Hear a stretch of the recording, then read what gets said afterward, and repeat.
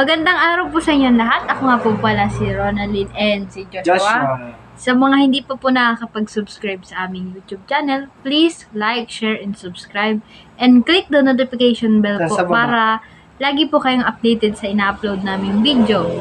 And sa mga walang sawang sumusuportang viewers at subscriber po namin dyan, maraming salamat po sa inyo. Ning, may nagsabi na bakit daw natin din isasama si Nanay Josie, tumama natin sa Pasensya na nga po pala dahil hindi po namin isasama si Nanay Josie sa vlog namin kasi po nandito po ako sa Malangkaw, Basod. Si Nanay Josie po nandun po sa bahay na pinagawa ni Kalinga Prab. Pinabantayan po siya ng tiyahin ko po, yung kapatid po ni Mama. si ano ang pangalan Si ito? Tita Belen po. Piledo. Belen Villanueva po. Yun po yung nagbabantay kay Mama. Siya po yung nag-aasikaso ng pagkain ni Mama, yung naghahatid po ng pagkain niya.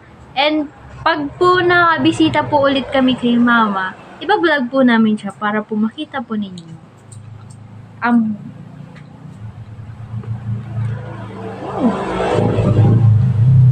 Putol mo yan. Putulin mo yan.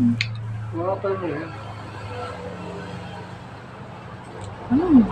Ang vlog po namin ngayon ay Bulaga.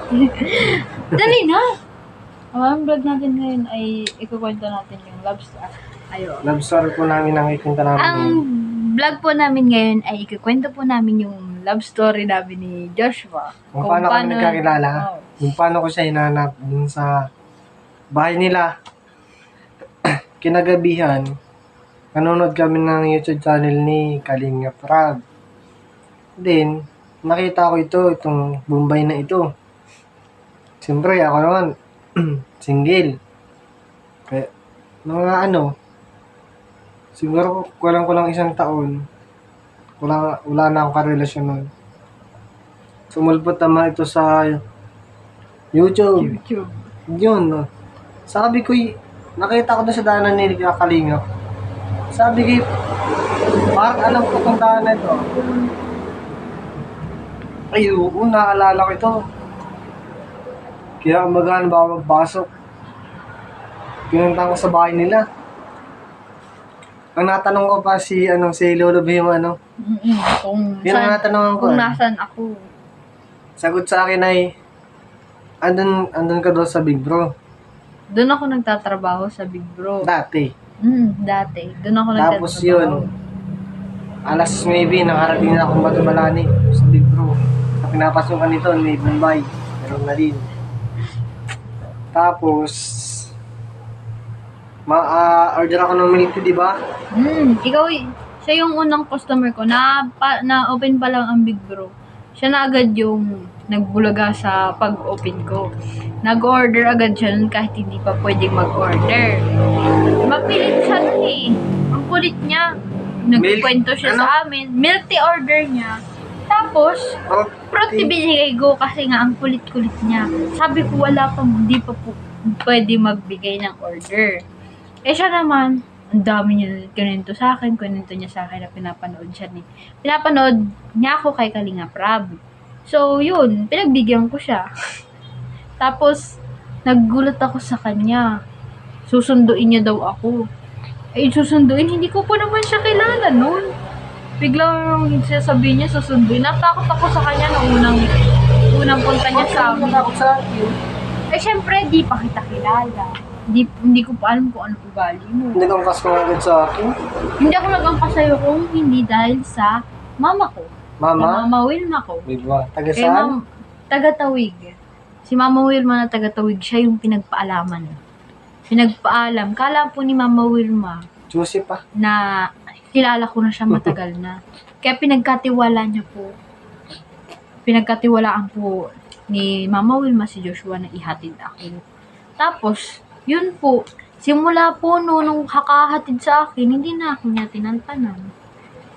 Araw-araw, Araw-araw din niya po ako tinantanan, sobrang kulit po niya. Hatid sundo. Yan. Minsan, nagkakasya ko allowance ay. Ay, siya nga pala, mapunta ko Batubalani. Yung gasolina ko saktuhan lang. Nakangamba lagi ako pag masundo dyan, kung makakawin pa ako sa bahay o hindi.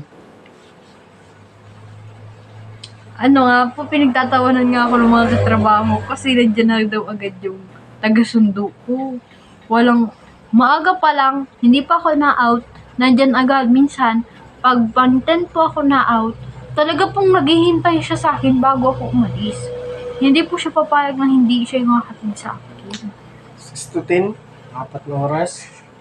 Minsan yung mga oras na nag-aantay. Kapag minsan, ay, kundi lang. Hindi ako magtsatsaga sa iyo. Kundi lang ano? Ha? Kundi lang ano?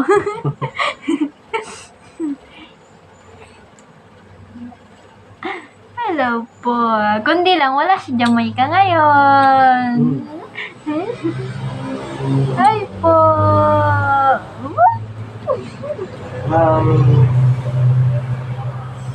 nakita mo pa yung picture natin nung ano? Nung pagkahatid po niya sa amin, nagpa-picture siya sa amin nung kasi daw pagmamalaki niya daw kalamama niya. Pinagpa-picture siya sa amin nun. Kahit haggard pa ako na, nagpa-picture ako sa kanya. Tapos di naman niya ako tinantanan. No? Yung pala, gusto niya na pala ako. Nakilala niya daw ako sa vlog. Pinanood niya daw lahat ng vlog ni Kalinga Prof sa akin. Doon ko nakakalano doon ko nakita, doon ko nalaman na buong pagkatao. Dahil simulang part 1, sinubaybayan ko yun. Pinanood ko, nireview ko. Ano ba kung galing meron? Bait. Tapos, Masungit. masukit. Mabait yan. Wala masabi. Wala masasabi sa'yo.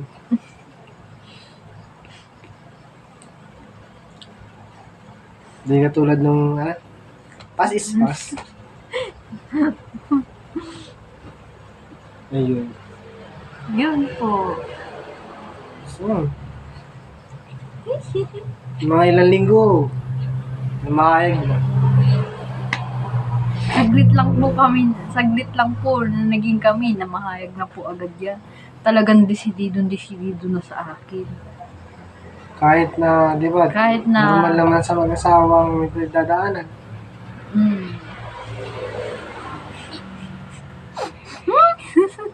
Tatag lang. tatag lang. Di handa ka ba magpakasal? Syempre naman. Sa'yo. Syempre, di ba baby Jamaica? Kailan mo gusto? Kung kailan handa ka na. Kailan mo na? And, yun. Mga after 50 years, 50 years! May apo ka na nun. May apo ka na nun dito, oh. 50 years daw, baby. Ito po si Jamaica. Ang mahal-mahal po nito ay ang daddy niya. Oh, diba, baby? Ging. Uy. Oh. Ging.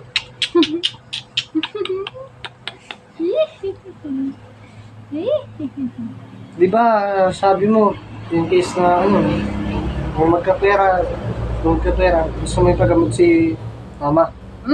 Ano po, sa susunod po, vlog ko po, pag nakakuha ko na po yung pera ko, ibablog ko po si Nanay Josie, papagamot po namin siya para po mapacheck upan po siya sa Saan natin siya Naga po. Sa Naga. Saan sa Naga? Sa Kadlan po. Check Pero, up hindi lang naman natin siya, Hindi po namin siya iiwan doon. Papacheck up lang. Papacheck up lang. Opo. Hindi man totally pag sa Kadlan is agad kinukulong, hindi. Yun, check upin muna. Kung ano yung pwedeng i-take niya. Ay, maayos mong kausap si mama, Maayos kausap si mama. Yun nga lang, medyo may makalilimutin siya ng konti. Yung pinag-usapan tayo ngayon, mamaya may limot na niya. Si Nanay Josie talagang malilimutin pa rin po. Kasi po, siguro nadidepress po talaga siya, nalulungkot po siya eh. Lalo na, yun, di niya rin po kami madalas makasama. Minsan po, mag-isa po siya. Kwento po sa akin ni Tita Beling. Kaya po, pag po, papagamot ko po si Nanay Josie. Papacheck upan ko po siya. Para po, malaman namin kung ano po talaga yung ano po talaga yung pwedeng ipagamot kay mama, ipainom kay mama, para po mag-relax na po yung utak niya, yung pag-iisip niya po. Kasi po minsan po, tulala si Nanay Josie, nagiging masaya po siya pag marami pong tao, kagaya po pag binibisita po kami nila Kalingap Rab, sobrang saya niya po yun. So nga pala, sana mabasita ni Kalingap Tata. Sana po mabisita ni Kalingap Tata si Nanay Josie. Kasi po, kinikilig po si Nanay Josie kay Kalingap Kinikilig pa rin Tata. talaga. Mm-mm. Pag nakikita kita si Kalingap Tata, talagang siya, Ay, opo. buhay na buhay yan eh. Talaga, boy na boy si mama. Pag sinabi namin, nandiyan na si Kalingap Tata, pupuntahan ka dito. Ay, tatawa na agad sa amin. Hindi daw totoo. Pero, nagpapaganda din. Sana'y gumaling pa si mama. Sana po gumaling pa po si Nanay Josie. Pag-pray nyo po na maging okay po si Nanay Josie. Sino ngayon pa lang, yung nagbabantay? Si Tita Belen. Si Tita Belen na kapatid ni Mama, yun yung nagbabantay sa kanya. Doon, Nagluluto ng pagkain, tinitignan gabi-gabi. Minsan po sinasamahan po siya ng kapatid, ng anak po ni Tita Belen para matulog. Yun po, binabantayan po niya di si Mama. ba, pinagbantay natin si Diyosa doon na sabi natin kay Diyosa, bago ka manap, siya muna magbantay. Ha? Si Diyosa muna magbantay, si Diyosa. Naging si Diyosa muna, naging, Si Tita Josa, binantayan ng konting oras. Kasi iniiwan ng kapatid. Iniiwanan din naman. Oo, iniiwanan. Kung tutuusin, dapat siya.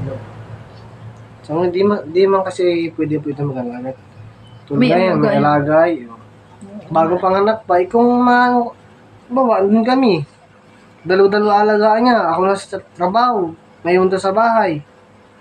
Siyempre, hindi niya kakayanin at may alagang bata. Ay kung kumakalam siya pa, mas lamig. Laging obligado ito at mama niya. Tapos anak niya, ang alagaan niya. Yung kapatid na bunso naman Trinay po namin talagang mag-stay sa Nico. mga tayo, mga 3 buwan din, mahigit 4. 3 buwan na po si Baby Jamaica Sabi natin 3 buwan.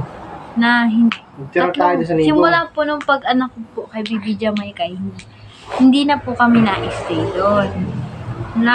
Nabisita na lang po kami minsan. Nagbibisita lang.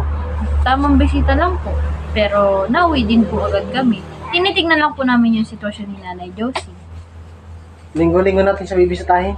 Linggo-linggo. Sunod po linggo-linggo namin bibisitahin si Nanay Josie. Para po makikita niyo po yung improvement niya sa po. Kaso dapat pala, kung di ba linggo-linggo, kung mawala tayo, siyempre, kailangan na may labit din tayo. Bago tayo magkaroon ng lawit papunta doon, siyempre, mga trabaho muna tayo dito. Nga pala, ang trabaho lang namin is nyugan. Sobrang baba lang yung ng produkto. Kaya, medyo nahihirapan. Buti nga tinutulungan kami ng bangko.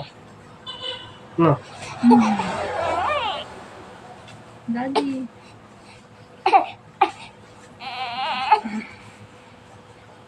Si Diyosa nga pala, nasa yun? Hindi ko na alam ngayon kung nasaan. Ano po?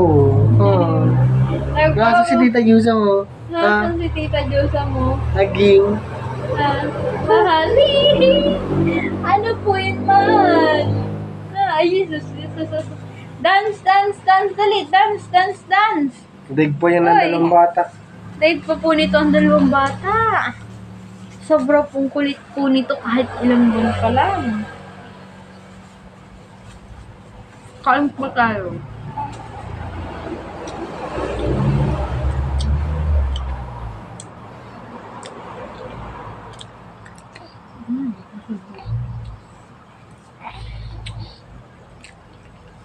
Naman na yan, 14.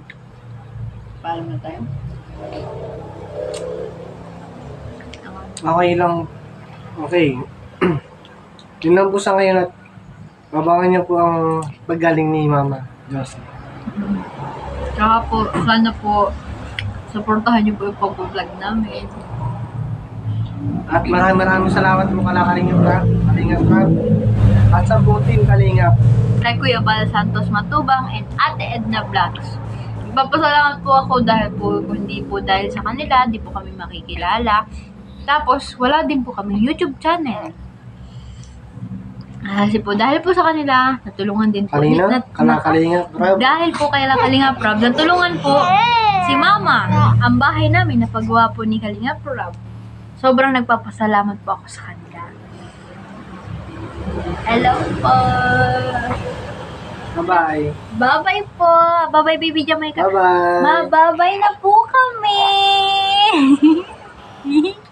Yay! Bye-bye. See you in next vlog po.